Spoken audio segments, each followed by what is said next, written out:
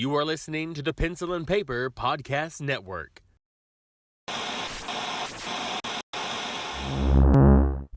Welcome to the Palace of Mega Pencils. This is Super Mega Crash Brothers Turbo!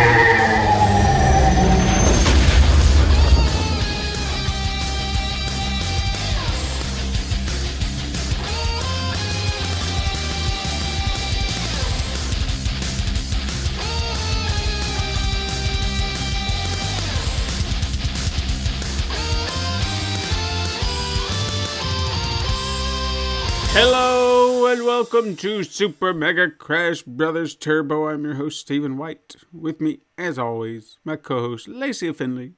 Happy Monday.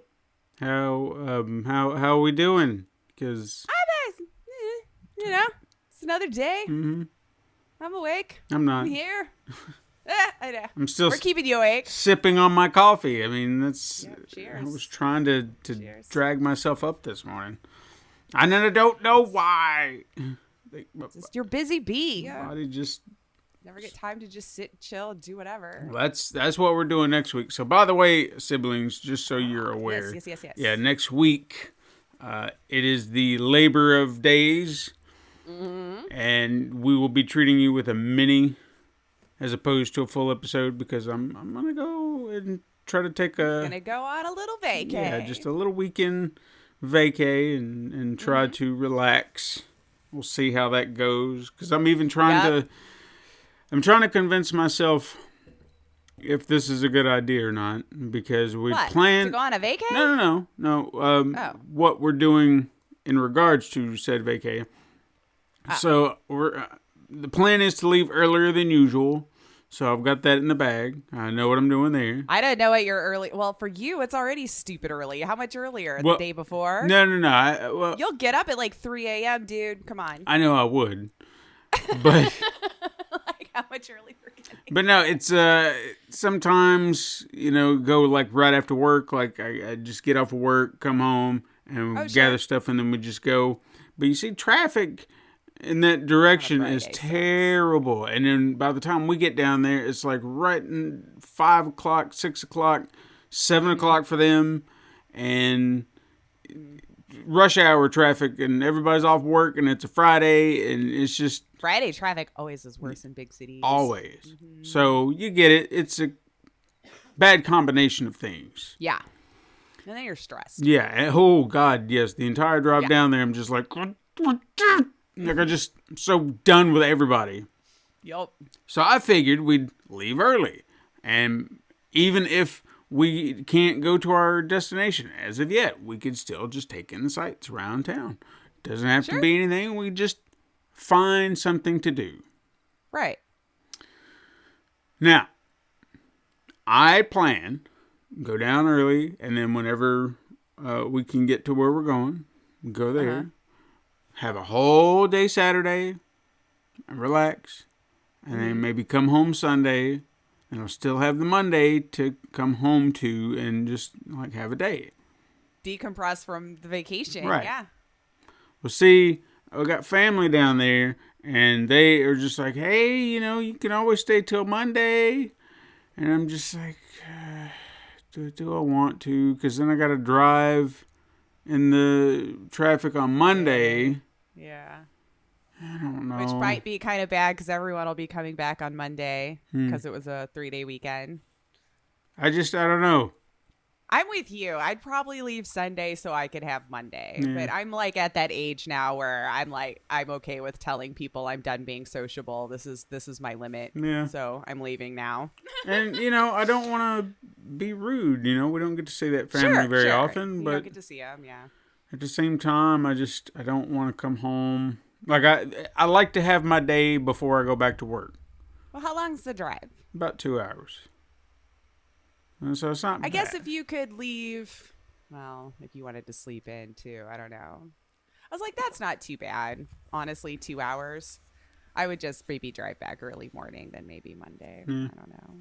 Or really late Sunday night.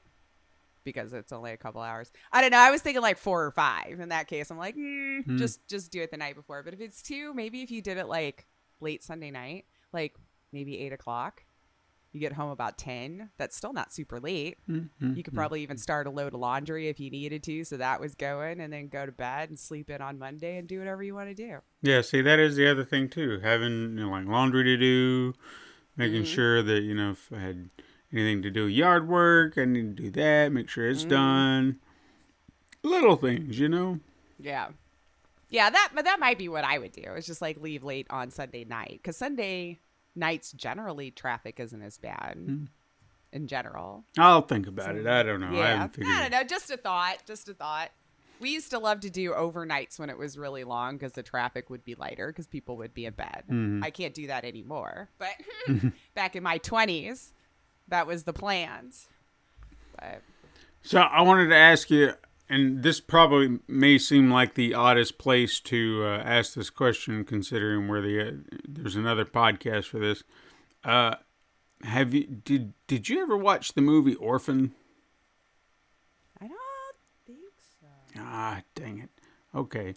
Well, the reason I was going to ask is I watched the prequel on Paramount Plus yesterday.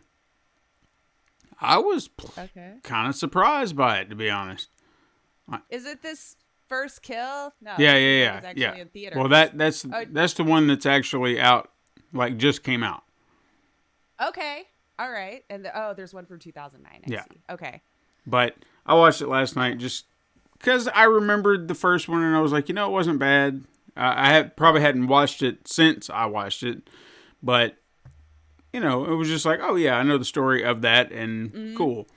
And with this one, they're just like, well, now it's a prequel, and it's like, I don't really see how that's going to work, but okay, I'm curious. Yeah. And I watch, and I guess I had an expectation because I didn't really know what the story was going to be, or are you just going to rehash what you did in the last one to a point, And they pulled a twist in that film halfway through that I did not expect and was really caught off. She's not an orphan? Damn it, you figured it out. Anyway. Well, it was a very interesting twist in a way that I don't even really want to talk about it because it was just so...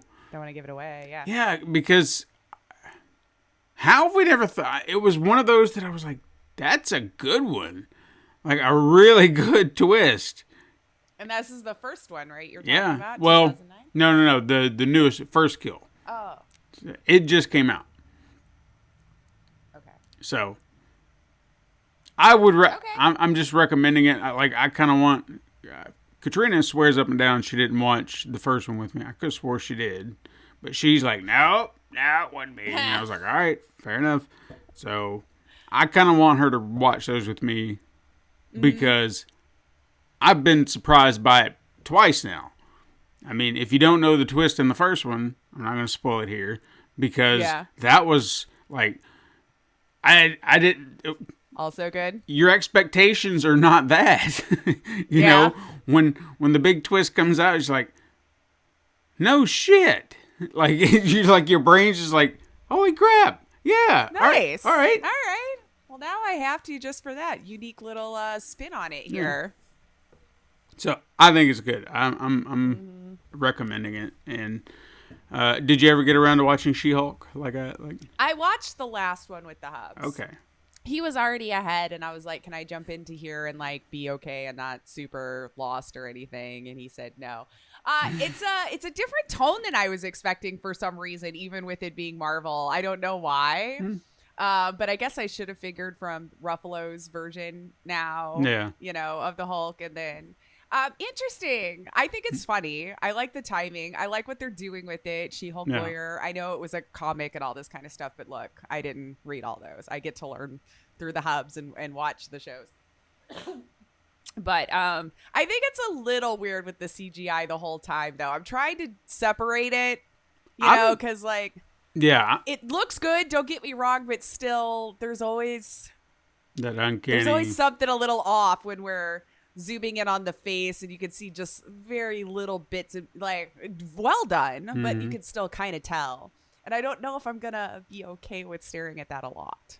I'm honestly surprised they are leaning into it that much, because I figured they would kind of temper it back and be like, well, she can be Jen, you know, most of the time. They want her to be this. Yeah, is what it's looking like. Yeah, that's why I'm surprised. I was like, holy shit. I mean, she's She-Hulk a lot more than I was expecting her to be the character, because, I thought, well, they'll put it on a budget. They're not going to have her hulking around all the time. Yeah, mocapped all day long. No, I mean, hell, like more than half of the first episode, she was She-Hulk. Well, even Ruffalo is like that the whole all time. day. So they must be spending good cash on this. But yeah, I think I could dig it. I might go back and watch the first few if the Hubs thinks I need to catch on, and he'll just fill me in on any Marvel stuff I may not have watched that might get brought up or something, because I know there's a universe, but I don't watch every single thing they produce. So, but yeah, I think I'll dig it. I think I'll dig it. I like the chick they cast. Yeah. As She-Hulk. Her timing's good, and her delivery and stuff is fun, and I really could believe she would be Ruffalo's niece.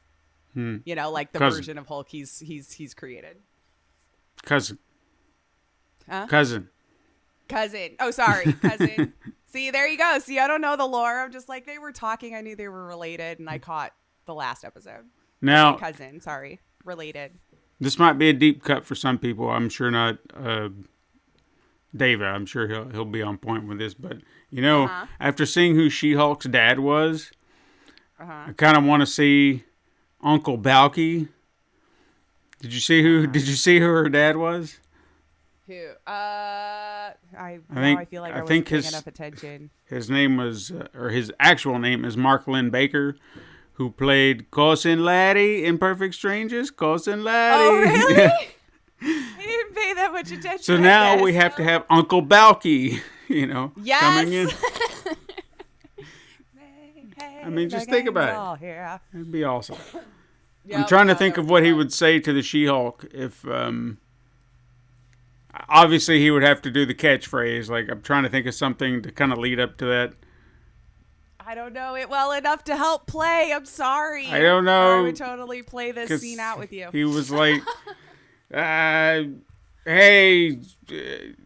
cousin or Uncle Balky, are you a Hulk? Well, of course not. Don't be ridiculous. Or whatever the hell he said. Whatever it is. Yeah, I could see me getting into it. I'm like, okay, I'll have to go back and watch the other ones. But it's fun. Yeah, for sure. Okay. I'm sorry, we've trailed off. No, I mean, that's what we do these days, right? Yeah. I didn't watch like a whole lot of TV this week, so we went on I didn't even watch any. I'm still watching Only Murders in the Building, but I think that's the only show that I'm watching right now that's still doing new stuff, or that's, you know, that I'm not waiting to come back for the season, or mine might have been canceled. I think the only one we've got going right now outside of She-Hulk would be, there's it. Yeah. All right. I got one. So yeah, we got She-Hulk. Oh damn. What was the name? Reservation Dogs. Jesus. Have you watched that? That's another one. I've watched some of it. Now, I think I watched 1 or 2 episodes. That is cute. Yeah. We haven't gone back to watch it, but that was funny. Oh. Like it's one of my favorites. Little premise there. Yeah. I absolutely love it. So I recommend that. There was another show, and this was one of those I don't think I would have dug up had I not seen 2 actors involved and then the person behind the series. So this is why I actually gave it a shot. Mm-hmm. But have you heard of a new show called Sprung? Sprung. Yeah.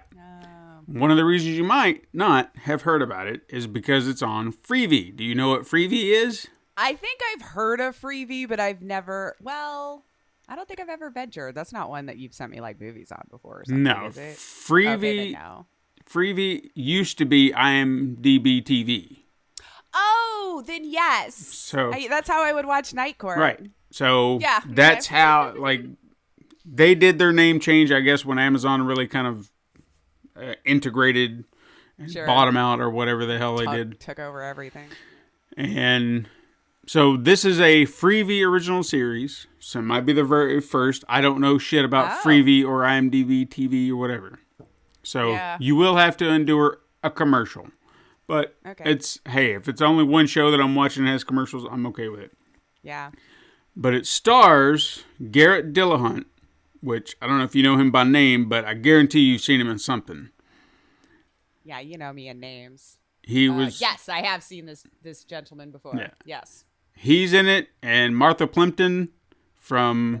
I know you know her. She's a Carradine, and. Yep. Oh, dude. Yeah. No, she's been around a super long time. Yeah. Like, she's like 80s famous. Yeah, like The Goonies. Yeah. Yes, The Goonies. Yes. So, it stars, the two of them together. Mm-hmm. Developed by Greg Garcia, who did, most famously, My Name is Earl. Okay? Ooh, and I liked that show so much. He did another show with the two of them called Raising Hope. Yes. Okay? So now this is reuniting the two of them, except instead of playing a couple, they are playing... Garrett Dillahunt plays a man who got let out of prison because of COVID. Like, that's how this all starts. Him and his cellmate get out of prison because COVID said, get the hell out. Right. And then his cellmate's mom comes to pick them up, but she's like a hardcore scammer, and that's played by Martha Plimpton. So she's just playing this, I hate to use the term, trailer trash-esque, mom. It is a descriptor that draws an image to your mind, which is what language is supposed to do. So they're all about trying to make, or they're trying to pull a job. Whereas Garrett Dillahunt's character, he's done. The only reason he was in prison was for drug possession, and he got like sent up shit creek. Pot too, exactly. Right? Exactly. So it wasn't he's not a violent crime at all. Right. Exactly. Right. But yet, being inside the prison system for so long, he picked up a lot. So as they're sitting there plotting out these crimes, he's pointing out all the plot holes. And he's just like, why this isn't going to work. And they're just like, if you're such a genius, why don't you help? He's like, I don't want to be involved. I want to get in. Right. But then he kind of go to prison. Gets involved. So it's a really solid show. I mean, if you like the actors and especially if you liked My Name is Earl, it kind of has that kind of vibe. I loved that show so much. I really did. I'm kind of hoping we'll see some of the actors from that show just kind of pop in here and there. Not same characters. Have you seen what's his name though lately? Ethan Suplee. The one. Yes. Yeah. Woo. I know it's been a while. It's not new news at all. Like, he's been super jacked for a few years now, but still way to go, dude. And then I was reading something about how he's was saying it kind of, I guess, hurt him getting a lot of roles and stuff because he kind of did fall into that really funny, dumb, big guy role. Yeah. I've seen him getting cast and stuff, but good for him. That was my only point. Was just like, wow. Yeah. That was huge. And then watching the little interview about how he got some of his parts on there was, I don't know. Anyway, digressing. But well, I can digress a step further. I mean, as you're sitting there talking about that, I stumbled upon a new show on Vice. Not that I don't subscribe to it, but they had like an episode available on YouTube. So I guess I'll eyeball that series showing up at some point, maybe on Hulu. I think they do like release the shows on there at some point. It's called The Dark Side of Comedy, and I guess they're digging into comedians with tragic stories, backstories, what have you. And oh, geez, that's so many though. Yeah, first episode was Chris Farley, so and that was kind of the running thing is that Fatty Fall Down is funny. And that's where his mental state was all the time. I didn't even realize he had come back to host the show at some point. And they said, did he? They were talking about it. That episode was meant to be kind of an intervention. And it didn't work. Oh, no. Yeah. Yeah. That industry, I tell you what, though, especially I feel early on, the more you read about it, it's just, oof. It swallows you up, spits you out, and gives no craps to the whole thing. Well, since we're digressing, for some reason last night, I went into a rabbit hole on Marlon Brando and Rita Moreno. Why? Who freaking knows? Who knows? Well, actually, I do know. For some reason, that old clip had resurfaced of Christopher Reeves being on David Letterman talking about Marlon Brando from when he was in Superman. And just Christopher Reeves didn't appreciate working with him at all. In the clip, he was very nice about it, but he was like, no, dude doesn't care. It wasn't that cool to get to work with him. It's a shame because he could be such a leader, but he just doesn't care anymore. You know, like reading his lines off of cue cards everywhere because he didn't bother to do his stuff anymore. And so I was like, well, he was such a genius. Let me fall down that rabbit hole, you know, and like, dear God, I don't know. I don't know if I could have been part of that portion of Hollywood. I know we think it now, like, oh, it just seemed like parts were handed to people. You were just in the right place at the right time. And maybe so. But like listening to her and listening to him and some of all this stuff. Yeah. No, they were not treated well at all, or at least the ladies for sure, even worse than we know about now, because nobody cared then. That was just part of what you had to do. And anyway, I wanted to see the genius before it became like weird, because he was in the industry for like 60 years, man. Sure, yeah. And it's such a huge transformation in my mind from like where he started to where he ended up and the roles he was taking. And yeah, probably right. Didn't seem like he cared too much toward the end. Like, just give me a check. I'll come do this, and then I'm going to leave. Yeah, maybe. Anyway, but yeah. So now I wanted to go back and watch Streetcar Named Desire, because I'm like, I know he was good in that one. That's such a weird flick, but, you know. Anywho. Anyway. Yeah.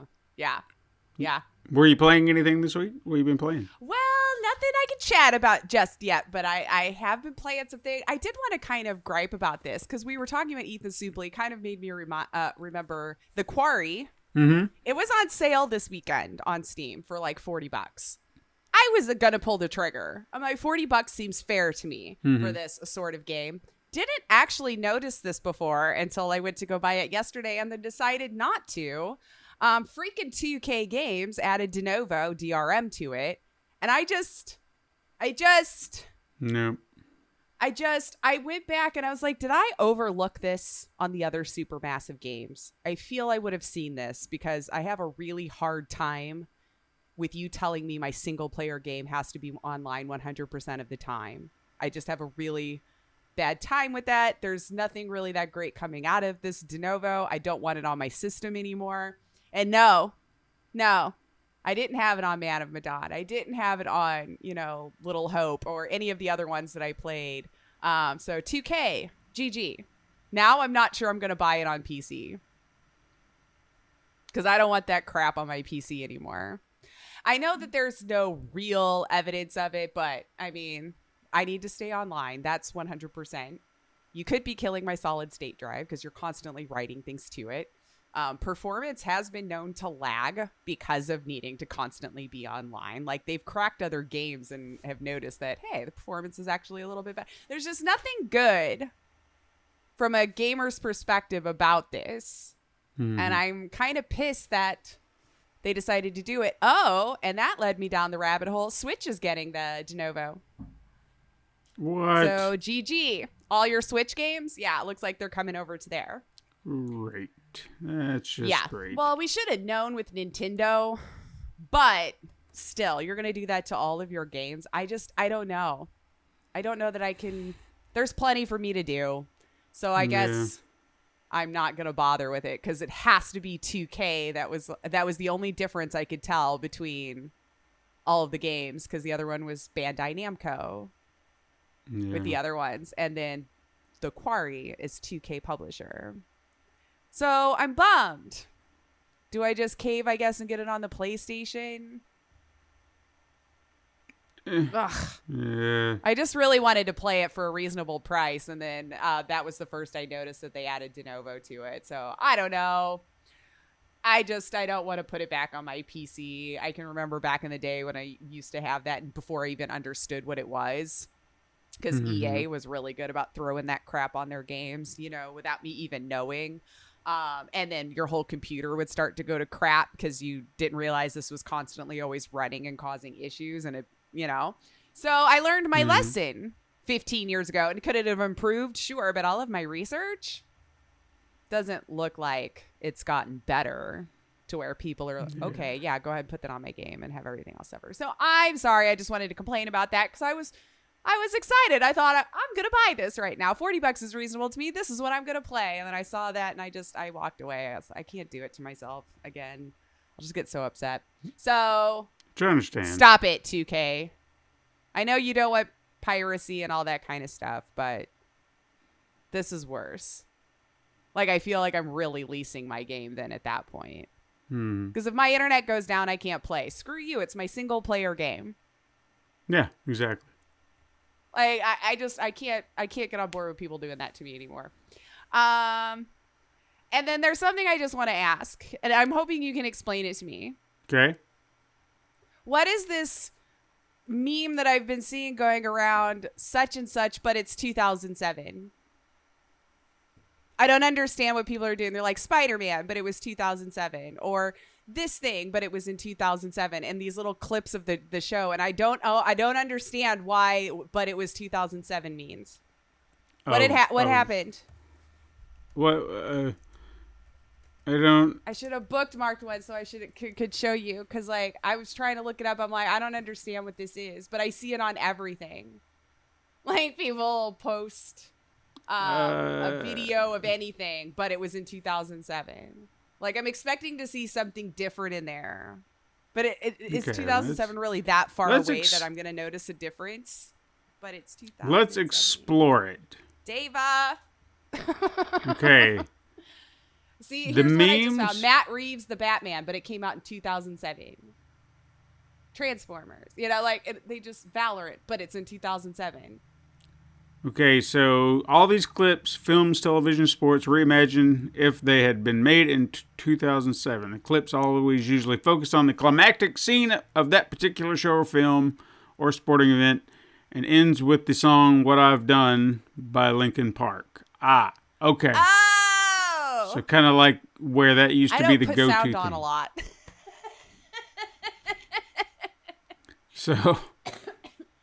Okay. Because, yeah, if you type, but it's 2007 in the Twitter search bar, you'll get just like a crap ton. I see. So, but it's 2007. I got it. Rocky.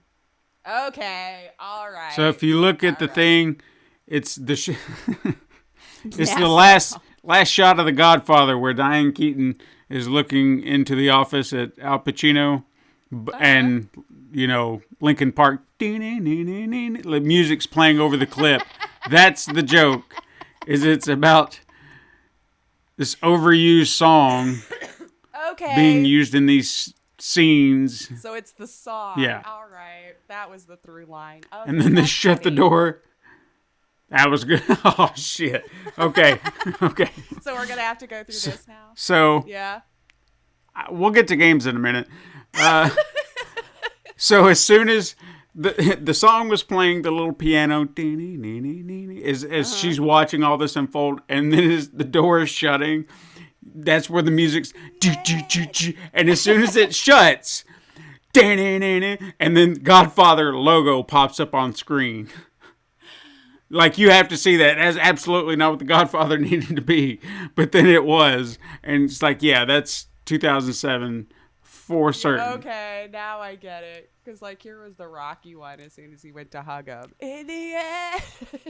All right. It's all about the song. Settled. All about the song. Got it. Cool. See? Yeah. I knew Steven would come through for me. I knew it would come through. I mean, I'm sure David would have too. He's probably like, well, sure. Now you've taken this away from me. Probably yelling at the radio this whole time or whatever he's listening to it on. Like, Lace, Jesus Christ, come on. Didn't you hear the one through line through the whole thing? No, didn't click. That was from 2007. Cool. So that was what was on my docket for at the top. Okay. What have you been playing? Even though I said I couldn't really. I'll be talking about that later because that was the whole purpose of that thing because I couldn't talk about it. But I want to talk about a few things since I don't have game stuff or a game that I'm playing and stuff. Anyway, did you hear that Resident Evil got canceled? I did. R.I.P. See, I didn't hear anything good about it though, so I guess I'm not shocked. No, I didn't watch it. But see, why? That's part of the problem. Why is that the show that they cancel, or why? they've canceled good shows before. That's the thing. I guess it's making me angry. Netflix doesn't like to go past 5 seasons or so, I've noticed, which I guess their model, If they would, kind of screwed yourself into that by not, dumping it once. well, if they would just chill out and let stuff grow from time to time, shows that have potential. Oh, sure. I mean, that show had no potential whatsoever. That's why I wasn't going to watch it. And then, bam, I got him. Anyway, what else? Sandman was already getting a second season after the first episode dropped. You know what I mean? Like, it's weird which ones they're like, cool. Green light I've right heard away before that anyone that's watches. not in the bag yet. Oh, I thought I for sure. Hold on. Well, the last headlines I saw was like, it's not in the bag just yet, but it's not off the table. It's on track for season 2 renewal. Okay, so. Okay, you're right. It's on track, but not. It's on track. All right. Fair enough. Yet. Okay. Did you see that the Knights of the Old Republic game got saved? No! How did I miss that? Yeah. I was searching through Gamescom stuff this week, hoping to do my diligence there. So, no, tell me about it. Apparently, Saber Interactive snatched it up, and we were just talking about them. So right? Interesting. Yeah. I'm happy to see. Embracer Group too. I know they're separate. We were talking about them, so well, I mean, it Saber might be. Isn't Saber a developing team, and then Embracer's like the whole I bought them all company? Yeah, pretty much. That one. Yeah, from THQ Nordic.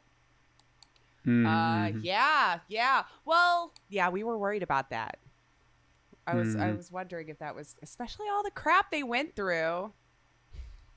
Yeah.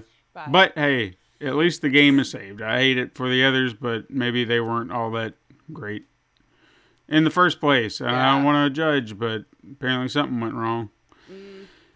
Anyway, did you have any Gamescom stuff you want to talk about? Because I mean, I wrote down some games that I thought was neat. I want to talk about I checked out because, like, as I was kind of poking around through some news, did all of us go through that whole 5 minutes where we thought Amazon was going to buy EA? That was how quick it was for me. As soon as I saw the news, Amazon will announce the acquisition of EA today. And then within 2 minutes, they were like, yeah, JK, they didn't. And I'm like, well, that was fast. But I was like, who said they were going to in the first place, and why? And why would we make things worse?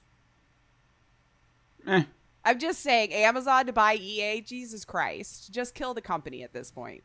Just kill it. No kidding. You're going to have those two running it too? No. Screw getting anything from EA again. But Gamescom stuff, yeah. I watched a couple of trailers from stuff from the opening night. It looks like there was only a couple that was brand new to me. And then the rest was another either cinematic trailer, which I'm so tired of us doing in this industry. But did you watch the Last Case of Benedict Fox? Because that actually looked pretty cute. People won't like me saying cute, I guess. Don't know if I did. It's a side-scrolling, looks like kind of a platformer with more of like we've been getting this a lot too with like a Sweeney Todd kind of flair to it. Yeah. I don't know. It looked cute. I would definitely keep my eye on that one because it just looked like it was an interesting new story. That, and you know me, if you give me a good story, I can get into it just fine, so long as I can actually get through the combat. But it didn't look that rough. But that's one I'm looking at anyway as Last Case of Benedict Fox because that looked cute. I liked the art style. I liked the aesthetic, that was surrounding it. And we'll see.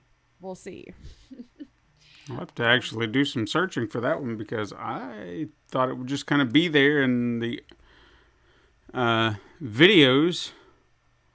Maybe see a thumbnail, but I'm not seeing it. I saw it on like the day one thing. Hold on. Because its release date is 2023. I can show you the Steam link if you want. At least I found that. Who knows what article I was reading that had them all collected together. But there's the Steam link, at least for the game there. Oh, I did see this. Yeah. I like the art. I like the aesthetic. Yeah. I love the use of the colors. So I could see me getting into this one. So that got added to the old wish list here. Let's see here. Dune. Did you see that's getting an open world MMO? Yeah. All I saw was the cinematic trailer again, but I mean MMOs. I'll have to wait and see if there's anything game shattering new, what's new to it, because they have a formula usually. But if you like Dune, that's been getting all sorts of love over the last couple of years. Movie did great and all that kind of stuff. So there you go. We're jumping on that right there, and you can have all sorts of Dune in your life. Any way you want to put it in your eye holes. Dead Island 2. Yeah, I guess it's finally happening. It's got a date. I still only saw the cinematic trailer. Guys, come on. It's been 10 years. Why am I watching the Gamescom trailer and it's still just a cinematic? It has been 10 years, you guys. 10 years. They didn't show any new that not in the footage? Gamescom one that I was watching. Now, maybe I was screwed myself over by watching just the opening night one to get an idea of what new ones were getting played. But not in that trailer. Someone please put it under the tweet or wherever right now if you found a different one, because I was watching that opening night one and I'm like, seriously, after all this time? And February 3rd, 2023. This looks like when it's actually coming out. They are touting 6 playable characters. The one we were introduced to in the trailer that I had watched. I mean, seems like a fun character. They've been around. They're seasoned in this universe. This is just how life is, and just kind of showing you what their day-to-day is, running errands, and all that kind of stuff. So, I don't know. I don't know if I was extremely excited for it in the first place, and now that it's been so long. I wanted to do well for the devs. My God, you've put so much so much of your life into this now. That I hope it does well, because it's been a long time. It's been a long time, guys. It's been a long time. Probably had to start over because new console generation came out in the span of time that you were working on it, and probably had to start all over again. Two matter of fact. Because I'm almost positive The Last of Us trailer ran with that same Dead Island 2 trailer at a PlayStation event. So Let's see when I Dead think Island. The whole thing. The first one was 2011, so I'm almost positive of that. You might be right. Jesus. Well, February 3rd, hopefully. If you were excited, hopefully you'll get to actually play it this time. If you didn't see it, though, what I think you would like, Where Winds Meet. Because it looked gorgeous. It looked like the fighting mechanics, kind of Ghost of Tsushima. Like how it's just that gorgeous, the aesthetic, the overall appeal of it just looked great. I was watching the one where they had the invading the ship, and just the mechanics of the stealth use and everything looked pretty fun and cool. Like if you got on a really good chain, it looked like it would feel extremely satisfying, linking all of those together. So it's another action sword fighting game. I just thought that would be a fun one for you. I would watch it. It doesn't look like one I would enjoy the gameplay on. Gotcha. But I think you would. I think my hubs would too. I'm gonna have to tell him. Well, I'm just gonna have to get the name from you again, because I'm looking through this list. I'm not seeing it at all. Let's see here. Where Winds Meet. I know I have all this stuff still open, because in case I changed my mind on one, I was like, you know what? Oh geez, there was so much here. Ooh, I can even. Ta-da! There we go. Did you find it? I was gonna say I even have the YouTube trailer right there. But that's one that I think you would enjoy. Did you watch the Gotham Knights new trailer? I kind of turned it on whether I paid attention to it. I mean, well, we got to see Talon, which I'm sure we knew was going to kind of like poke his head around. Clayface, some new cinematics. I don't know. I didn't. It looks like it's going to be another Gotham game. So if you're excited for it, fun. October 21st. So they had the date out there, and all of this is very close. If you think about it, we're done with August. Yeah. Pretty much. Jesus. So it goes way too quickly. It does. Okay, I had to watch The Return to Monkey Island because let's give them love. They had another trailer there. It's due out September 19th. I just love that it was just basically a sales pitch the whole time with the sales pitch. And I also love that your pre-order bonus means jack shit. It's just a thing to clog up your inventory, and I loved it. But yes, they're touting if you order now, you could get horse armor, which we'll tell you now does nothing for any puzzle or anything in the game. So it's just like, cool, clog up your inventory. I love it. So pre-order to get a 100% useless horse armor in your game. I think we should just pre-order it anyway. I don't know. I'm going to get it, though. I am looking forward to this one. I want to play it. I'm excited. I don't care what you people say about its art. I think it's just going to be fun. And I just want to lose my time in another Monkey Island story again and go back with Guybrush Threepwood. And I just want to get lost in it. And I'm ready for it. I don't know if I told you that or not, but I found the originals on the PlayStation Premium or whatever. Oh, yeah? Yeah. So I was like all excited. I was like, I want to play that again. Yes. So I think I'm going to have to. Yeah, I have the old CD-ROMs. Mm-hmm. They're probably still in this closet behind me in one of those huge Tupperware things that I have of just old CD-ROM games. But, oh, yeah. Ooh, maybe we should play some of those leading up to it. I think we should. I think we should too. Oof. All right, pinned. That idea is pinned. Okay. And then of course, Killer Clowns from Outer Space. Like I know we had seen the trailer from that beforehand, but I saw them also announcing it at Gamescom. And I mean, what can you say? It looks kind of faithful. I know that the one complaint that I've heard is just, oh great, another one of these games. Sure. Like a multiplayer. And yeah, I get that. Yeah. You know, I guess it's just interesting on its own that, I mean, of all of the films. I mean, I guess it did get a cult following, kind of. Oh yeah, for sure. And then you can't go wrong. They sold me the moment the theme song kicked in from the Dickies. You know, it was just like, okay, you got the song. From outer space. Yeah. Okay. So, no, I mean, I don't know if I'll go out of my way and like purchase the game like immediately, but yeah, I'll look into it. If somebody wanted to play with me, I'd probably be all in for it. I feel that multiplayer kind of burnout too, because like even though I love Evil Dead and play that, I haven't been playing that as much either, just because it's not the type of games I tend to gravitate towards. But yeah, it looks faithful, I guess, to the source material for what it was. Yeah, I mean, you can't beat that delivery scene, you know.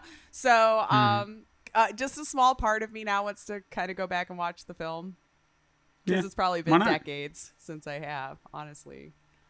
It's been on my mind too. I was like, I kind of want to. Wouldn't mind watching it again.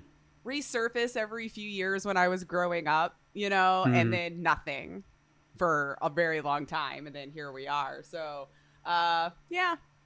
So small group of culties might enjoy it, or some of you new kids. Yeah, you might have fun with it and then go watch the old flick and then laugh that that's what we were doing in the 80s. So then which else one did I write down here? Hold on. I did watch the Lords of the Fallen one because they started with a Danzig song and I was like, okay. I don't know that it stood out to anything as more unique or something completely wholly different than stuff that we have played before. So GG on getting me to watch because of Danzig. But it was it's a follow-up to a game, I guess, in 2014, which I never played either, which might be why it wasn't ringing bells for me. But it looks like another, I don't want to say Souls-esque because it didn't look that brutal, but like the way with the combat.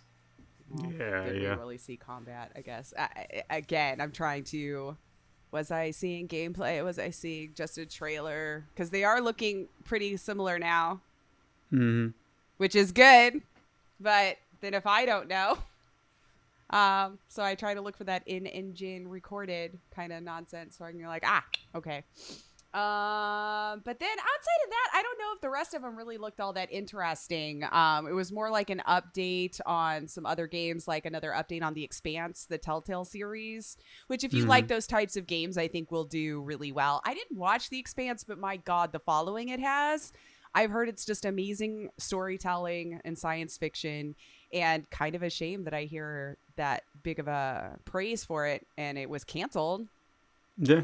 Like, Amazon, what are you doing? I thought that was, well, anyway, I saw the love and the outpouring, and I was kind of taken aback that, like, they decided to cancel it because I saw nothing but amazing things said about the show. Yeah. Looking through the rest of them, I don't know, that Lies of P, I keep saying pie.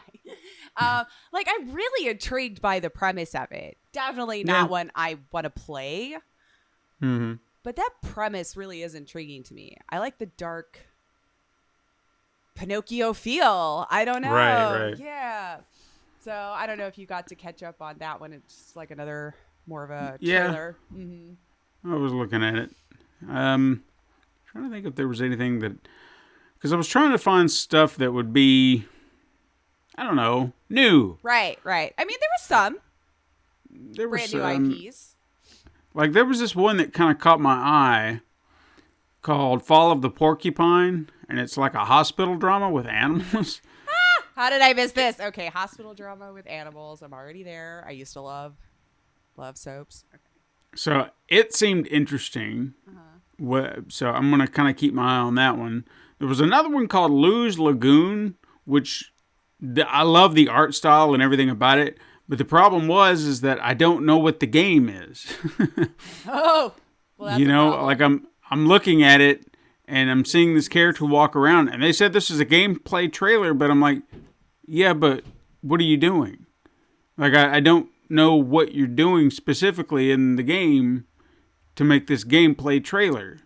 So yeah, let's see. A cozy open world adventure about running a seaplane delivery service. Oh, okay. Well, then maybe if I'm looking at the right thing from Rock. No, that sounds right.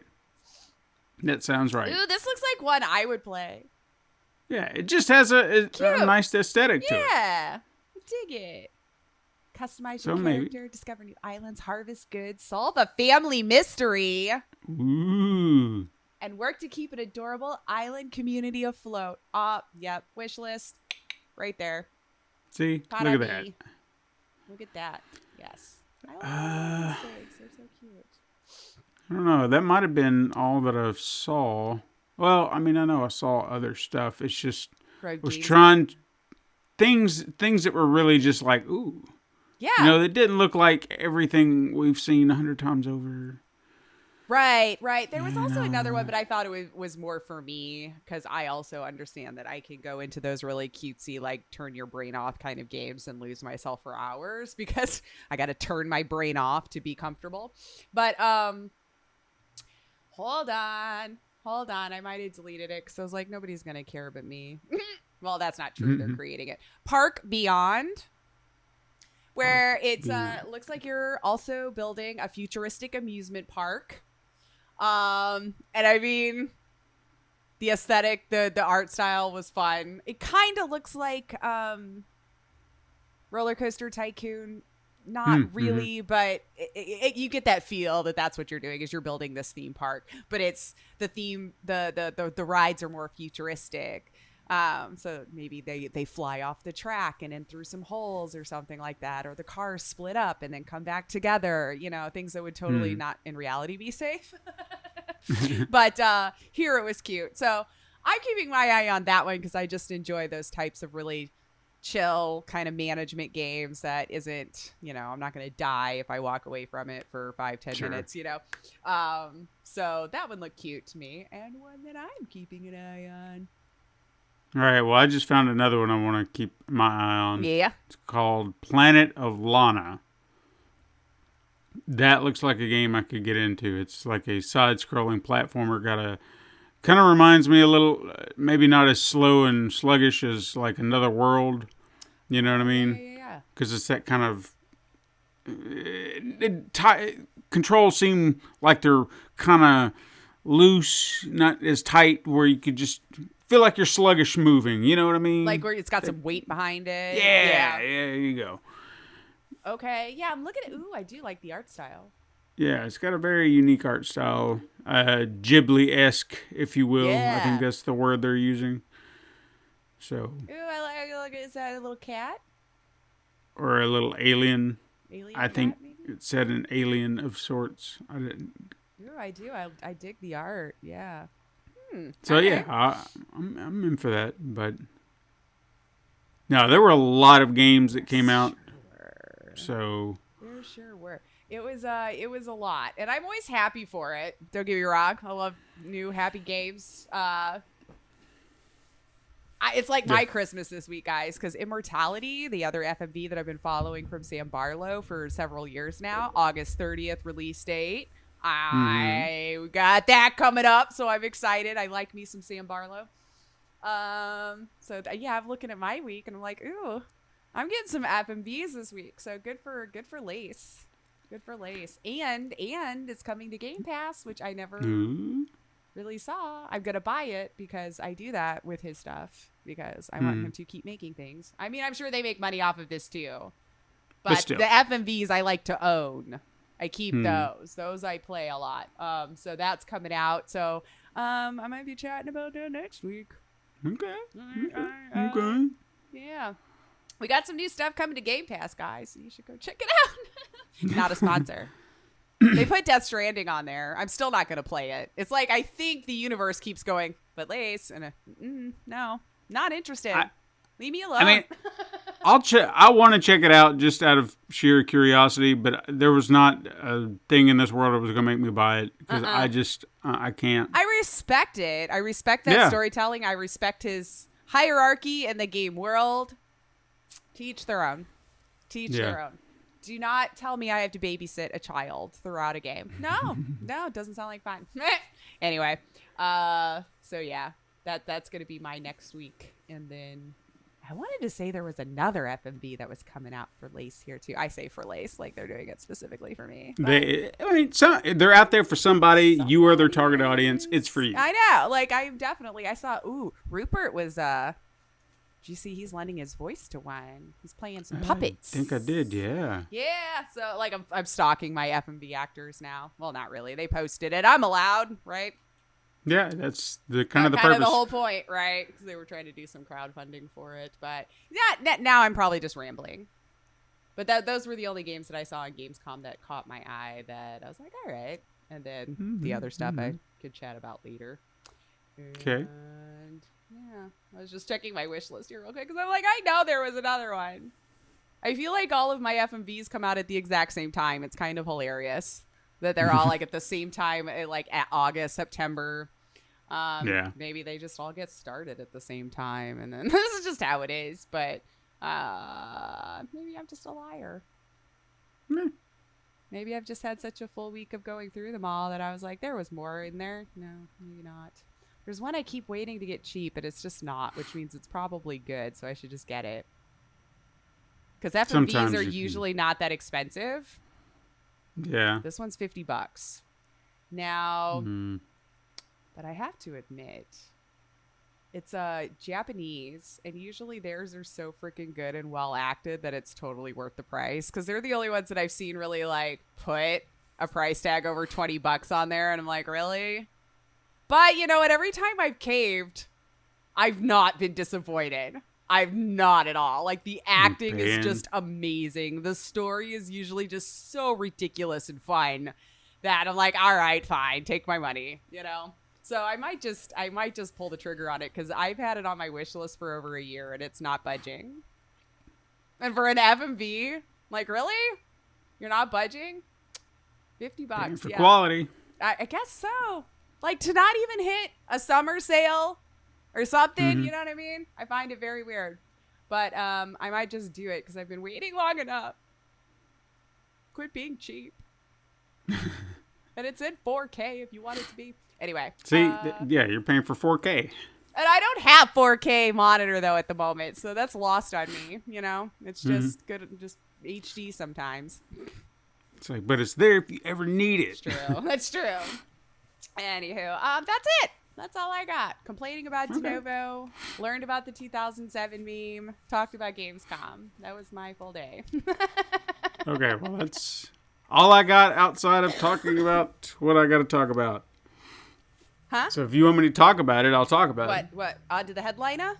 Yeah. Let's do I mean, it. if you're done, you want to talk about it, let's talk about it. Because I want to talk about this little game that came out from a little indie developer called Massive Monster, published by Devolver Digital. Yeah. Cult of the Lamb. Yay! Because this was one of those that I remember seeing a trailer for before it dropped. And obviously, Devolver, you're like, yeah, sure, I'm paying attention. The aesthetic initially kind of turned me away because I was like, what I don't know what kind of game this is. I'm not really sure 100%. And then the game came out. Little did I know. But suddenly, my sister-in-law is like, you've got to play this game. You got to play this game. You got to play this game. And I'm just like, I got to play this. All right, well, let me look at it and look into it. And I was like, oh, yeah, that one. So then I bought it. And I thought, all right, I'll check it out and see what all the fuss is about. Mm-hmm. I hate this game. Okay. So the game is kind of a mishmash of concepts, which that's one aspect of certain games that I love, is when you can take two ideas and mesh them together. Now, this may have been done in other games similar to this, but I've never played one quite like this. Mm-hmm. In other aspects, sure, but not like this. So you are tasked by the... there was a specific name, I can't remember, but like the Dark One. Okay. You know? Yeah. I played the demo, so maybe I'll know a little of the... So your little sheepish ass has been chosen to become... you've got to gain a following, start your own little cult, and have to destroy all these other dissenters and heretics, and then build your cult following, and then you praise that onto the Dark One, yada yada, and so on and so forth. However it all goes. So, to do so, you have to build a colony. You have to build a little group.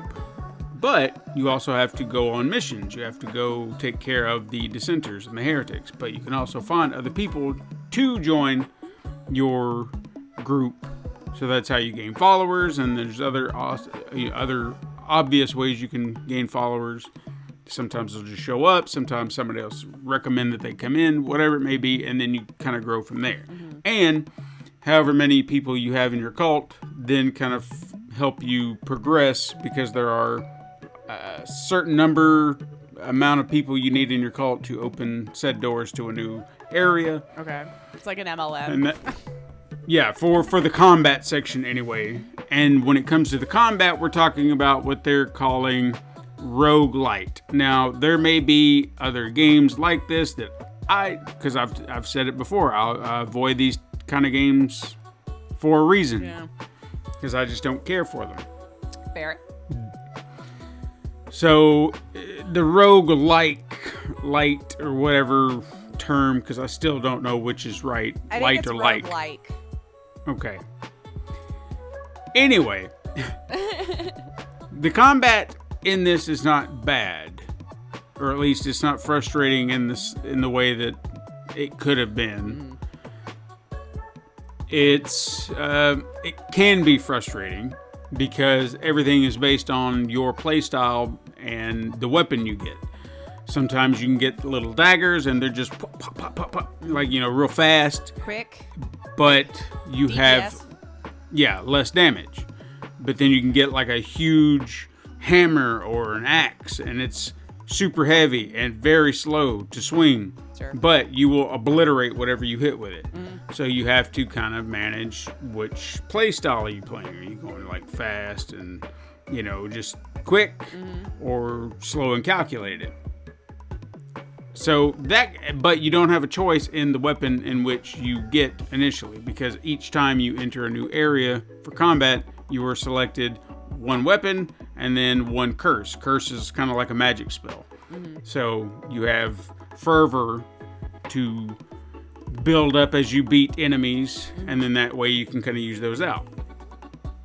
So with the combat system, you can trade off your blades if you follow the map. This is, again, where the roguelite thing comes in, is every map is different. Sure. Every time you come in, everything is a whole new section. And you'll have different sections in which you kind of go out, and it'll show you a map. And then you have 4 or 5 different directions you can go. And each direction you can either find more followers, you can find more resources for your camp, you can find gold, food, whatever. You can look at it on the map and then plot your trajectory based on what you're looking for in that moment. Okay. So if you want to try and find another weapon, you can find it on the map and see if you can trade it off. Another thing too that you have as you are out on your adventures doing your attacking and whatnot, you can collect tarot cards. And tarot cards will kind of give you a boost. It can sometimes be health, it can sometimes be for your curses, it could be extra gold, extra resources, better chest, whatever. So as you will collect these as you go along, not just as you play within the confines of the areas in which you'll go through to find the heretics, but also in different shops that you will encounter, but I'll get to those a little later. So the tarot cards, again, will give you boosts. Sometimes you can get, 1 or 2, depending on how, the maps are easy enough that you can kind of go through and find every room if you wanted to. So if you miss one, it could be on you, or they just may have limited how many show up on your map. Oh. Sometimes I've gotten like 5 and during one full run. Sometimes I've only gotten 2, and it just depends. Okay. So that can be a bonus, and it can be also a hindrance. Just depends on especially which ones you get, because sometimes you have a choice, sometimes you don't. Okay. At least with the choice, and again, it's not like it's a bad thing whatever you get. It's not like, oh man, well now I've got to live with 2 extra hearts versus being faster. Right. Okay. It's never going to be a downer. It's like, okay, cool, so I got that. Now, if you have a choice, then again, that's your choice, or you just find one randomly. But finding them randomly out, like in a chest or something like that, it'll happen a lot. It's more rare, I guess, to say. So that's pretty much combat. Okay.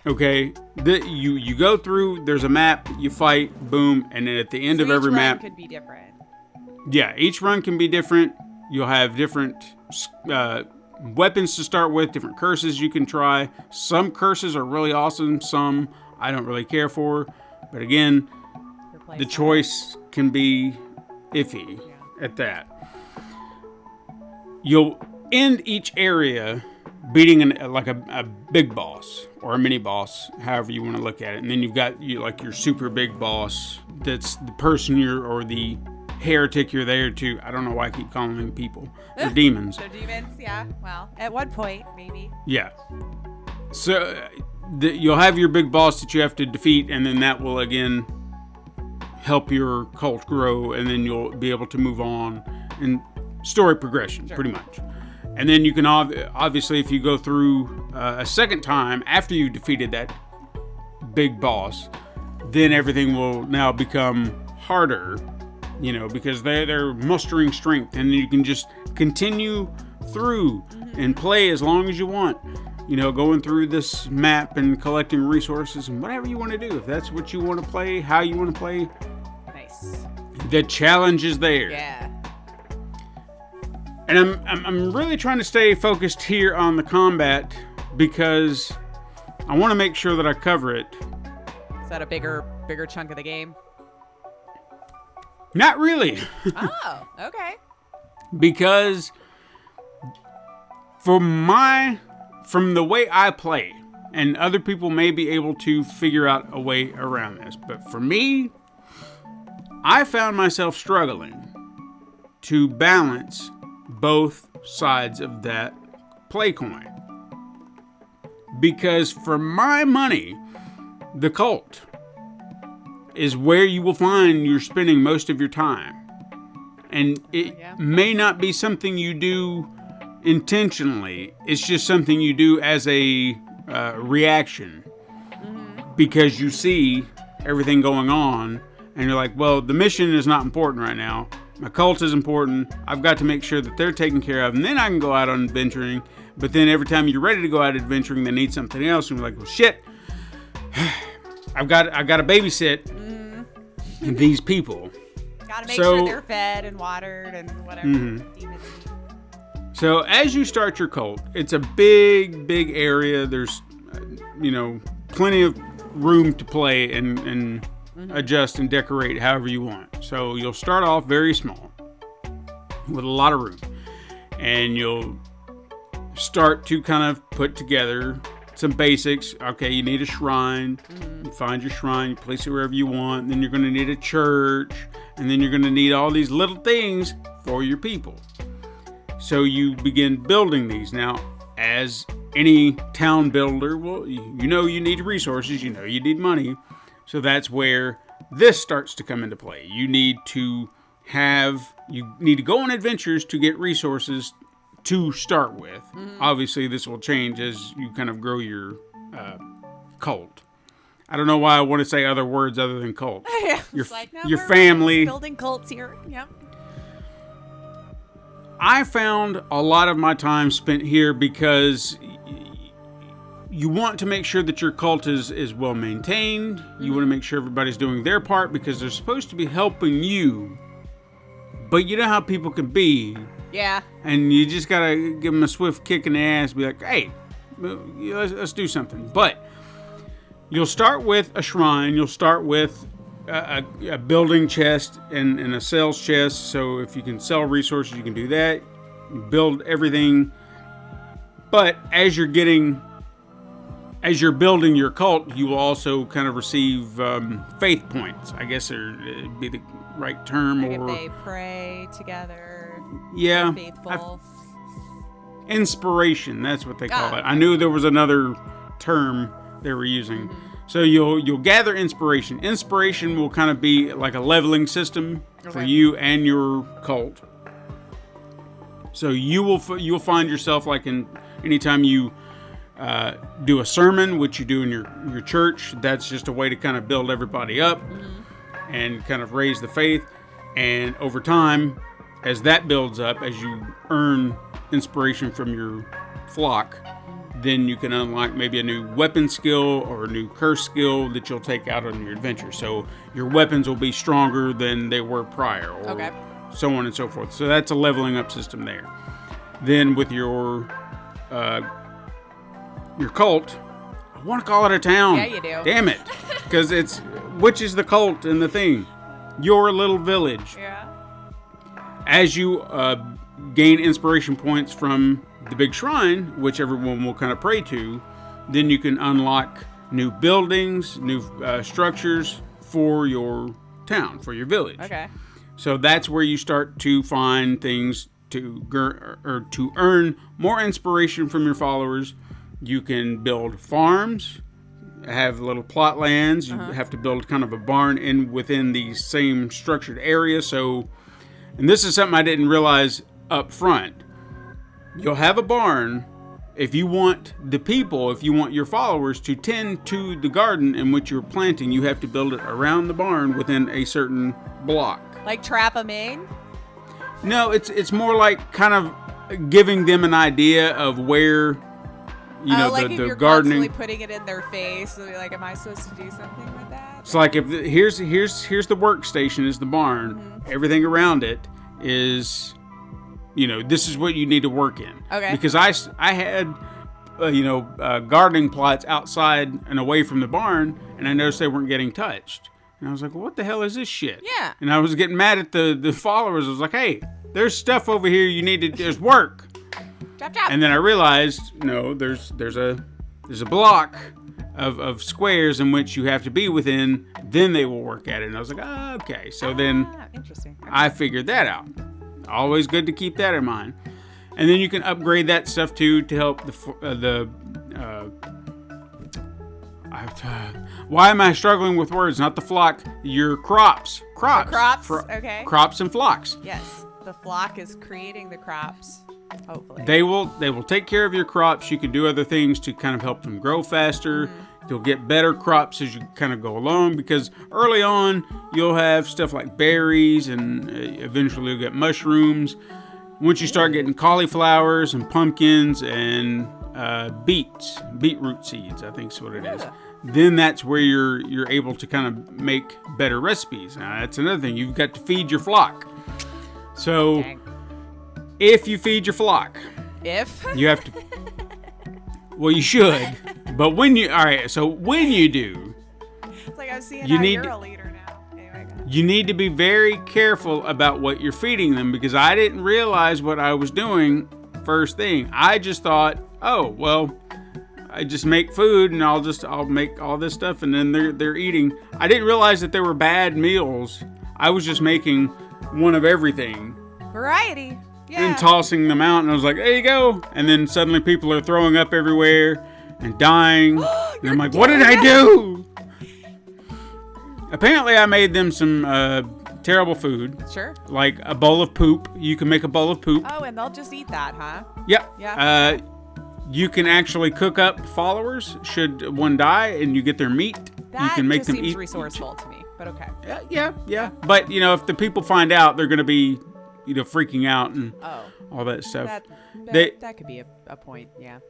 Your villagers or your cultists, they actually do react to a lot of things. So they can be very sad. They can be very happy. They can be sick. They can be old. Oh, they get old. Things. They get old and die. Yeah. And then that's a whole new mess in and of itself. And then they because don't like it if you eat the old people either, huh? They just died of natural causes. I mean, I sell the meat. Oh, okay. Because it's good money. Maybe I played too much RimWorld, where I'm like, that sounds resourceful. Just kill the people. And I mean, you can. It's not like you can't make them eat lamb chops. Yeah, you never know. Gator tail. Right. There's a lot. There's a whole thing of animals in there. Rabbit stew.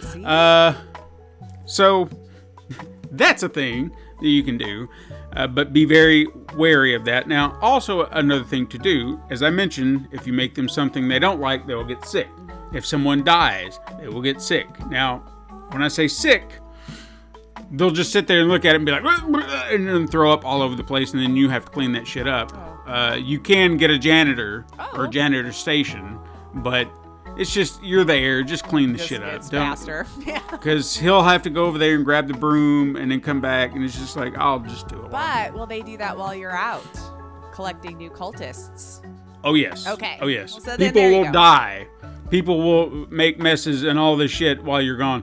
That's one of the main reasons I say it's difficult to go on adventures, because I know the moment I leave, chaos will ensue. Dad's gone, time to play. Yeah. Because 9 times out of 10, as I'm out on my adventures, I get a notification someone died. Now, it may have been of old age. They may have died of old age. But still, it's just like, you couldn't do this while I was there. You could take care of it. You couldn't just wait. So anyway, I know it's inconsiderate of me for someone to just hold off dying until I get back. Die on my watch, would ya? So, anyway, I mean, that in and of itself is another thing that you get to do. And I'm trying to hit all these notes because, oh my God, there's just so much. So let me get back to the food. Let me get back to the food. So with the food, you will definitely need to build an outhouse. Okay. Because certain foods will make them shit. And if you do not have an outhouse, they will shit all over the town floor. Is that not good for your crops? I mean, you can turn it into fertilizer. Okay. So that is a positive, but they will shit and create disease within your cult. Oh, because they just leave it. Okay. Yeah. So that's another thing you have to contend with is disease. Sometimes when they throw up so much in one area, some people get sick and then they're, very ill. And same with dead bodies, bad food, that's how I killed someone. I made them eat something that was going to kill them, and I didn't realize And they that's just what I'd made. Yeah, they were just like, right up. you can even, and this is another thing that I'll lead into. You can even get requests from your followers for various things, like asking to eat a bowl of poop. Like they were requesting specifically poop. They want it. Okay. They want it. Was it a dog? Because I mean, no, sometimes they tend to enjoy that. It's a random. It could be anybody. Okay. You know, just whatever. Sometimes they'll ask you to imprison another person. You know, just be like, hey, we caught this person stealing, so I think you ought to lock them up. And it's like, all right, so I'm just taking your word for it. So I guess I can do that. It's a bunch of bullies. Now, while you can just do that for people to be bullies, there is also another alternate reason you may want to have a prison, or I guess it's more like the shackles where you yeah. You know what I'm calling. Yeah. Put your arms and your head into the thing, and then you just in the circle, like they had. Yeah, it's like they had in the cowboy days. Remember them? Words are hard. I'm telling you. Stocks. Anyway, sure. In the stocks. Sure. Stocks. That sounds fantastic. Anyway, you can have a stock. I only have one. I don't really see a point in having more than one, but I'm sure if I let things go, I might need more.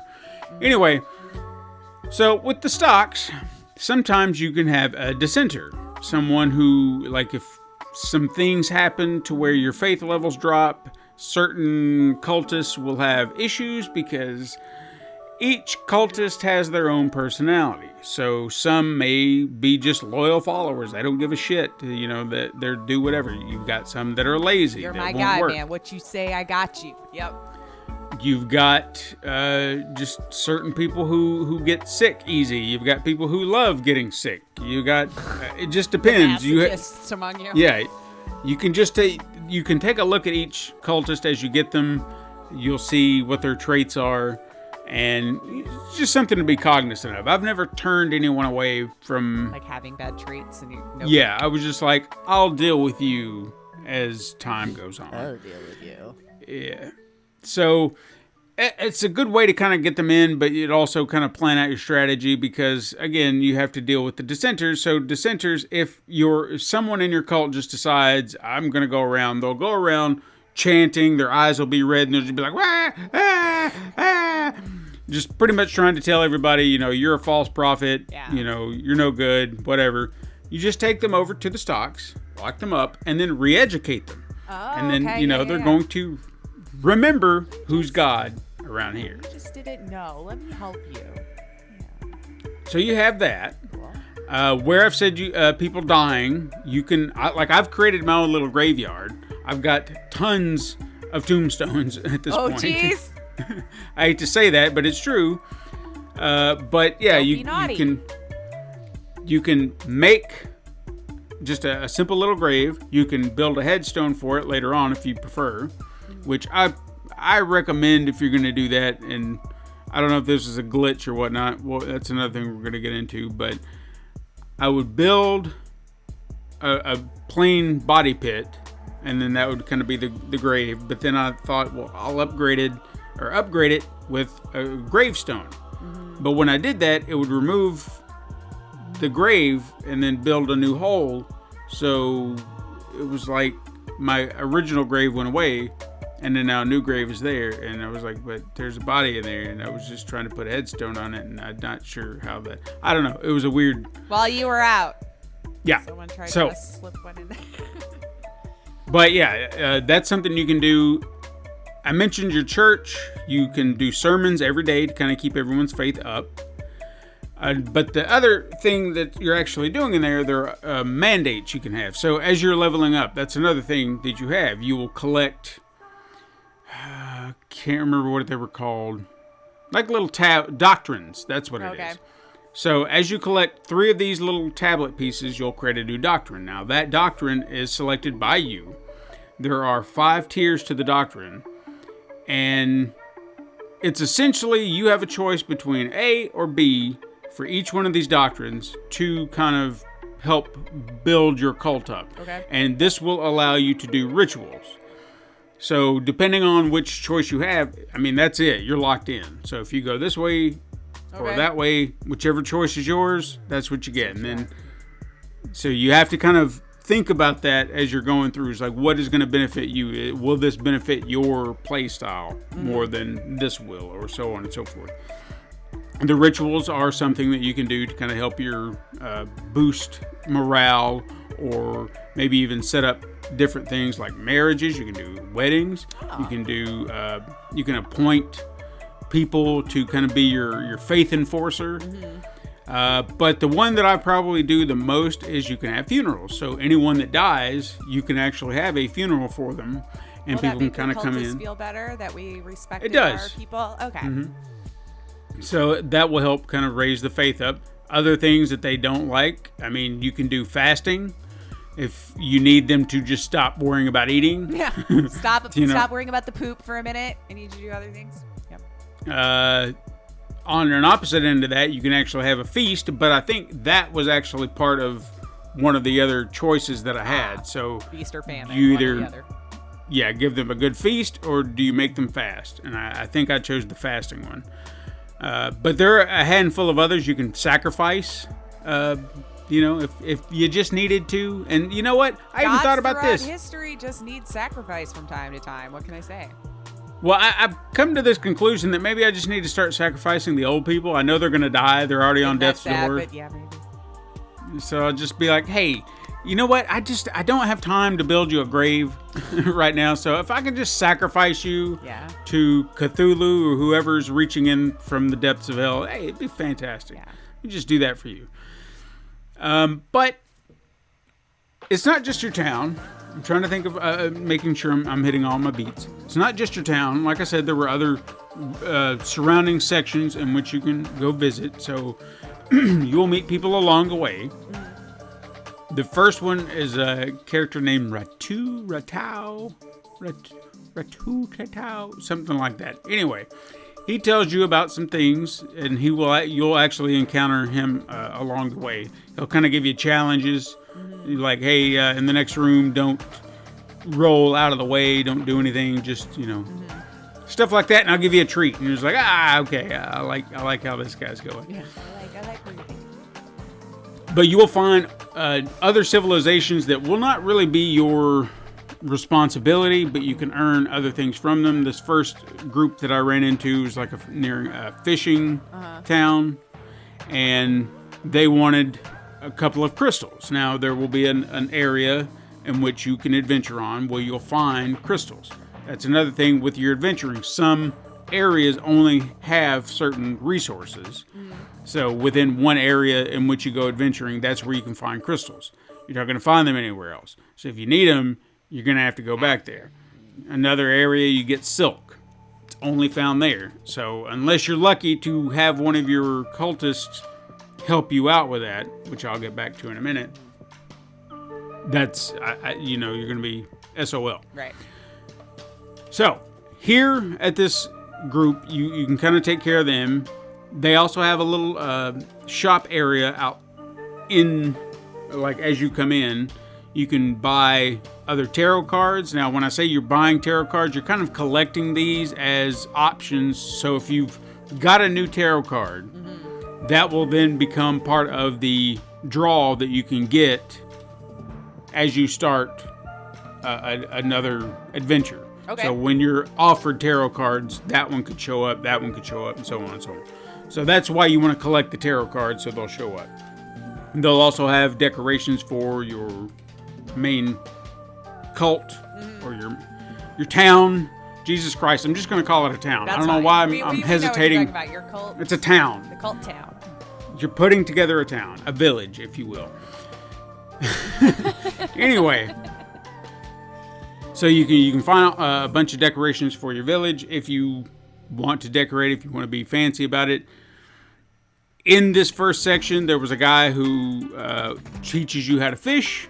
You can collect fish. This is not a necessity for your town, but if you want to collect fish for, feeding purposes, you can have fish dishes. Well, you're not going to just turn it from loaves of bread? Just make a bunch of fish? No. You're gonna cook them up, fish and cauliflower and shit and whatever else that they want. So you'll have that area. There's another area where you can play this game. It's like a dice game, which I thought was going to be difficult, but I'm kind of digging it. I think I got really good at it. Yeah, it's so what it is, and you probably won't play it all that often unless you're just like dying to play it. Mm-hmm. You roll a die, and you have like a 3x3 square. So you'll set whatever die you rolled within this line. Mm-hmm. Your opponent will do the same thing. The idea is to have the highest score within each line overall before you run out of space. Mm-hmm. So say I ran out of room, but you had a higher score, you would still win even if you had like 3 or 4 spaces still available. Okay. It's just you already had amassed a higher score. I have no more moves, therefore I can't win. There's no way you could beat me. Yeah. Yeah. And you can double your score or triple your score, but like if you can line up the same number in the same column, that then doubles what you had there, and then so on and so forth. Yeah. But at the same time, if you have like say you rolled a 6 and you placed it in the top right hand corner, your opponent can also roll a 6, place it parallel to the one you have, and then that knocks your die out. Okay. And that can go, like, even if you had 3, if he laid down the same thing, boom, they're all gone. So it's a strategic game in that sense, and I think that's what I liked about it. Is like, yeah, I got this figured out. I got this. I can figure it out. So I've beaten 3 of the opponents thus far. I think there's one more I've got that I can get a trophy for, and I'll go for that one. I like that. There's another town in which you'll meet mushroom people. There's another town where you'll meet a guy who wants eyes from the witnesses. Witnesses are some of the mini bosses that you'll encounter. Okay. And you'll collect their eyes, and then you can take those eyes and then trade them in for extra items. Nice. If you will. You can also get other items that you'll kind of collect. Like, as, for example, the guy who wanted the eyes, he'll give you a piece of a talisman. And then if you collect enough of these pieces, which is about 4, it will create a talisman which you can take back to your church. And then that gives you have new abilities that you can unlock and new fleeces. Now, your fleece is kind of like your garb. Okay. You have a basic red one that you start off with, but you can also unlock different ones that have different abilities. Now, I personally could give a shit about any of them because I read through them, and it's kind of here's a pluro, but this is what you're getting in return. Okay. So it's a strategic element for sure. So if you want to kind of throw a challenge into your game, fair enough. If you think you can handle it. I'm just like, I don't need all that fancy stuff. The only time I've actually used it is there was one, and this can be a good thing, but it could also kind of hinder you at the same time. You start each round of a new area with 4 tarot cards pre-chosen before you even go out. So you're not going to have to look for any, but you're stuck with those. Okay. That's it. So you're not getting any new ones that, So like I said, it's a give and take because sometimes you'll find more than 4, but sometimes you won't. Right. Okay. And it's not a bad draw. It's just sometimes you don't have a choice in the matter. Sometimes they'll show you 2 and you have a choice. This time you don't. You're just getting whatever you got, and that's that. So it's if there was one that I was going to say was better or a good choice, it would be that one. But as I said, the balance, that's where I found a lot of my issues with the game, is trying to go out on adventures, trying to continue the story. But I find myself compelled to stay with my people because I'm like, well, shit, I've got to do this, I've got to do this, I've got to do that. Because a lot of things continue to happen. If they're not taking care of your crops, then stuff's just growing up. And then you're trying to get them to harvest resources for you, like stone and wood and things like that. But sometimes they're just like, hey, what's going on? And they're just drifting around. It's like, work. What are you doing? Work. You need to get to work. High on life, man. And sometimes I feel like that might be the personalities, but on other times I feel that is a fault of the game. Now, this is where the hate came in. The game has given me a lot of problems when it comes to glitches. I've had at least 2 that I've had to... Luckily, it didn't ruin my game to the point where I couldn't salvage where I was at. Okay. But it would pretty much lock up. Like I would be in the middle of something and it would just kind of freeze. Freeze in the sense that it wouldn't just go on. Everything else is still... You hear the music, characters are still moving. Oh, no. But no one's doing anything. Yeah. And it's like, all right, well... But luckily, I've been able to hit pause, save it, then reload it, and then I can just be right back where I was. So that's at least a positive there. But it was still frustrating that I got locked down in the first place. There was a recent update, so I do want to clarify this. There was a recent update that seems to have fixed some of my issues. Okay. But I won't say all. One of my biggest issues, and this is really starting to get on my nerves, like really, really bad when I realized what was going on, is I tried to start decorating my town a little bit, trying to give it a little flair, do a little something special for it. Mm-hmm. And I had to kind of rearrange some stuff. And as I did, some of the flooring that I'd kind of put down, I wanted to kind of redo it. So I, kind of erased it here and replaced it there and whatnot. And come to find out, I'd come back and then the shit was right back where it was. I'm like, what the hell is this? Oh, no. So it would just continue to replace everything that I had removed. And I just felt like everything that I was trying to put into it was for nothing because the game is just going to reset it. Now, after the update, I haven't seen it happen again. Okay. So I'm going to assume everything's taken care of. But we'll see. Yeah. Because I have still encountered a glitch or two, just little things that are... Like, I was in the middle of a fight and the enemies... I'm trying to rescue a new follower or someone that will become a new follower. And I've got to destroy all the enemies, but I don't see any enemies. And I'm just like, can you let him go now?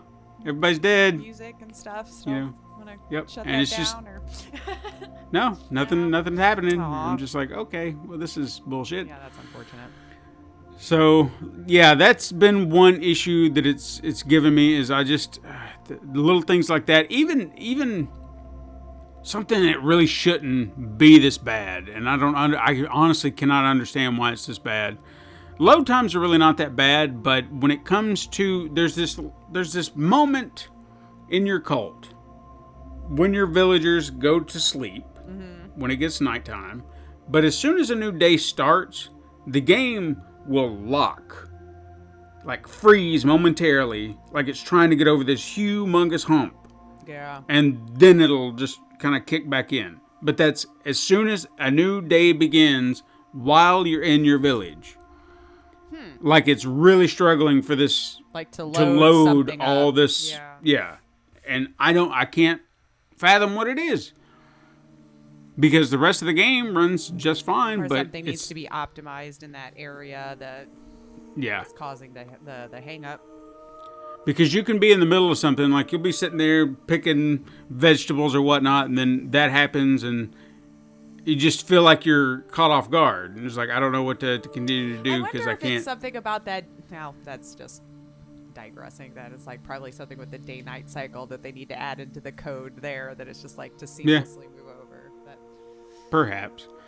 Whatever it may be, the game is a lot of fun if you can manage and balance everything out. I've had a lot of fun with it. I wish I felt more comfortable going out on adventures more and doing the dungeon crawling. I guess that's the term I should have been using, dungeon crawler. Oh, yeah. Because that's technically what it is.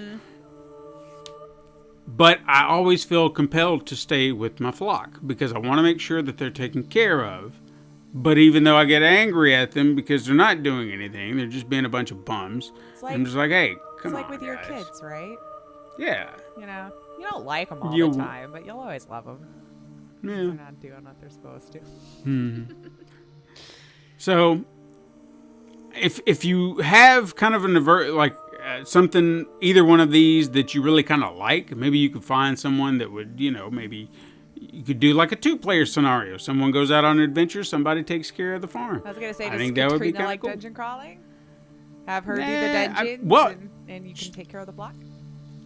Her sister was the one who recommended this, and she was the reason I bought this, because Katrina was all like, "Oh, I want to play it. She hasn't touched it, and she can't blame me because I'm not here all the time. Like, get to my dungeons, woman. So I'm just like, I technically bought this for you, and you haven't touched it. Right, so I'm just playing it now, I guess. Yeah. But I was really hoping to have it beat. Not that it was going to matter, because I don't really feel like it was going to matter whether or not I had it beat. Sure. Because I felt like I got most of everything that I wanted to out of it. I will say that there is a moment, and this may be a turnoff for some people, like the challenge is gone a little bit, but I'm okay with it. I feel like you kind of go over the hump enough. You're okay with a little bit of ease once you get to a certain point. Sure. Once like I said, you kind of level up stuff.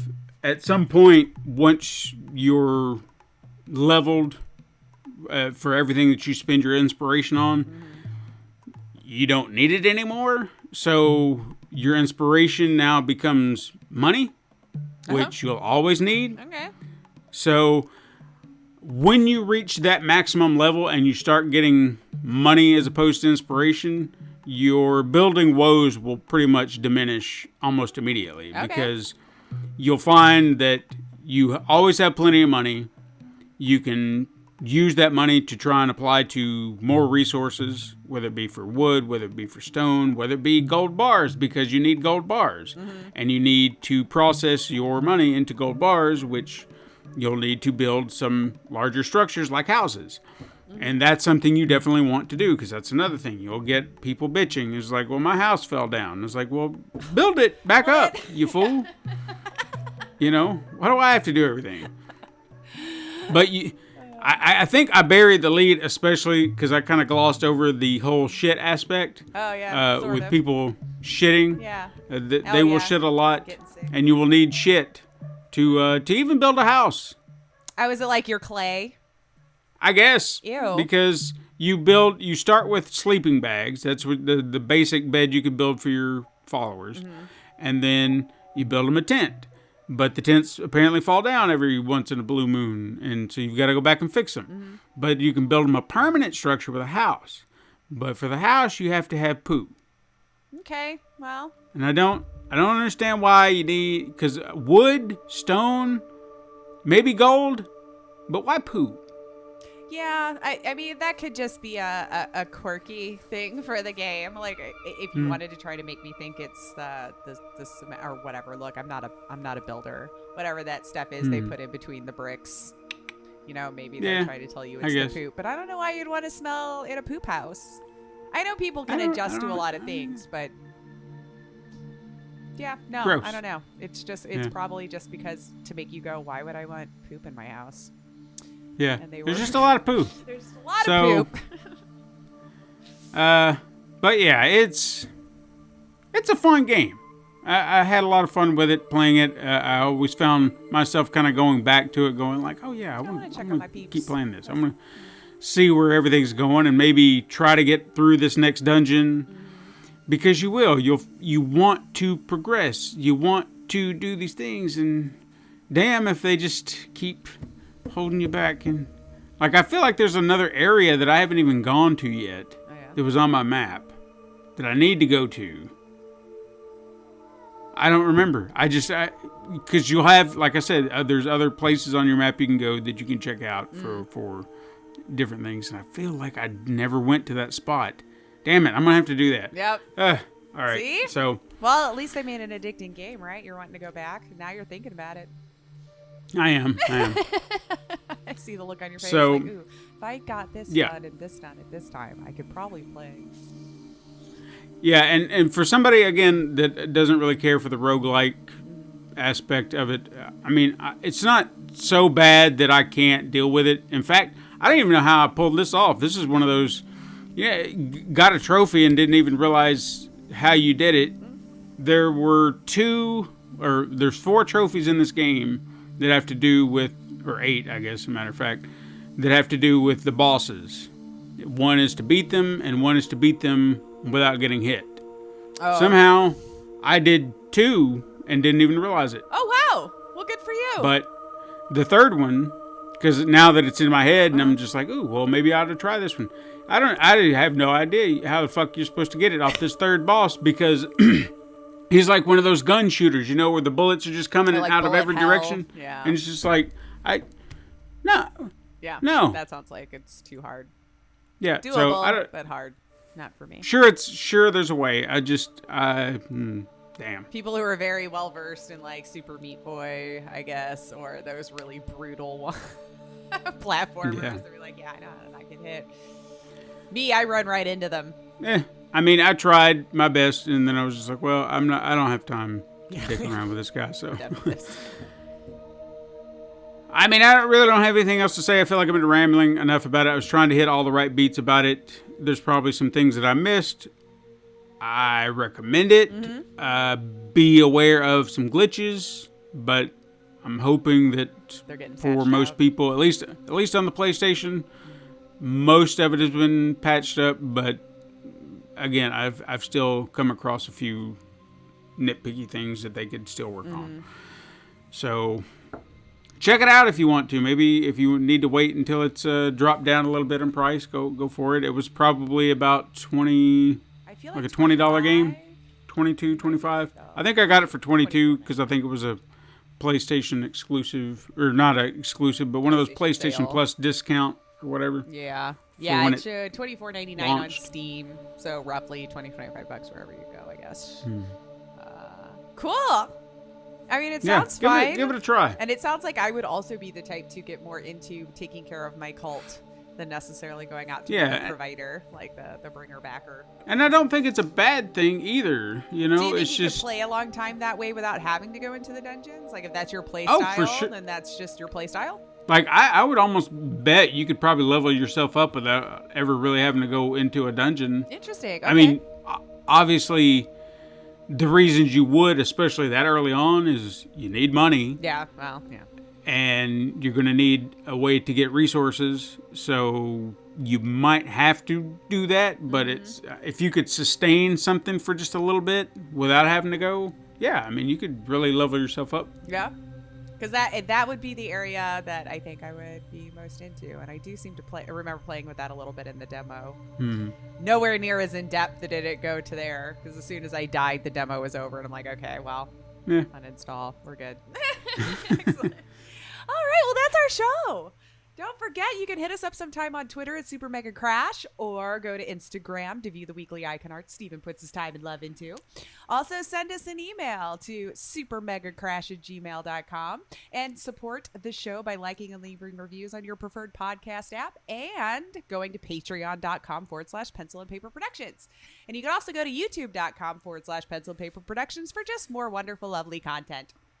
We're getting better at Discord. Help make us great by coming on over and clicking the link in the description and hanging out with us the rest of the week. Thank you so much for listening. I'm Lacey Finley. And I'm Stephen White. And you can join us again next time, Super Mega Crash siblings. Oh, but until then, game on.